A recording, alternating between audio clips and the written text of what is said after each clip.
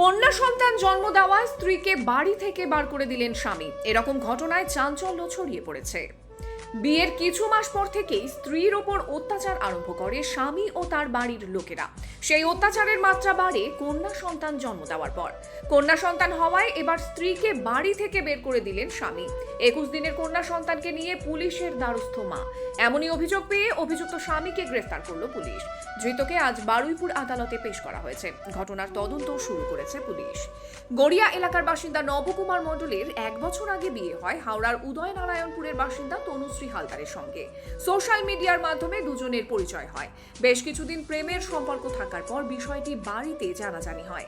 তারপর পরিবার থেকেই তাদের দুজনের বিয়ে দেওয়া হয়। বিয়ের কিছুদিন পর থেকেই স্ত্রীর ওপর অত্যাচার চালাতো অভিযুক্ত ও তার বাবা মা। 2 লক্ষ টাকা পণও নেয় বলে অভিযোগ। বিষয়টি নিয়ে দুই পরিবার ও প্রতিবেশীদের মধ্যে কয়েকবার মীমাংসা সভাও করা হয়, কিন্তু কন্যা সন্তান হওয়ার পর তনুশ্রীকে আর বাড়িতে ঢুকতে দেওয়া হয়নি।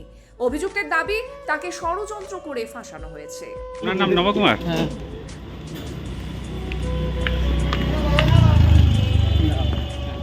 এই কন্যা সন্তান হয়েছে বলে স্ত্রীকে বাড়ি থেকে বের করে দিয়েছেন, বলতে দেন। আপনাকে এই নিউজটা কে দিয়েছে? আপনার স্ত্রী এসে তো কমপ্লেন করে গেছে এখানে। কমপ্লেন করেছে, ভুল মিথ্যা অভিযোগ করেছে আমার নামে। এটা আমি আইএস স্যারকে বলেছি। এতক্ষণ থেকে এখন দোকানে যাওয়া লেগে তো সে তো অন্য জায়গায় রয়েছে, আপনার বাড়িতে তো ঢুকতে পারছে না। না, ও কনস্পিরেসি করছে, ওর সঙ্গে প্রিয় ফ্যামিলি, মা বাবা সবাই জড়িত আছে। এদিকে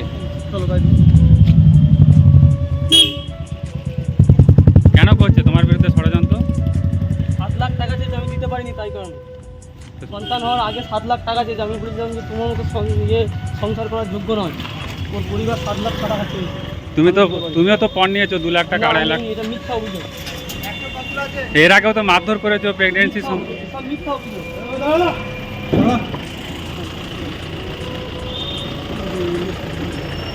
দেখে যাচ্ছিলাম।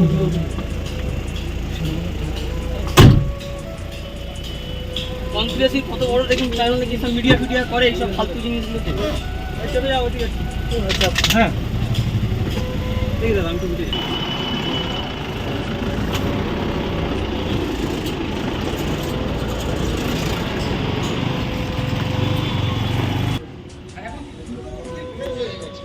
এগুলো জানিস নাকি? আমার বাবাও জানে না।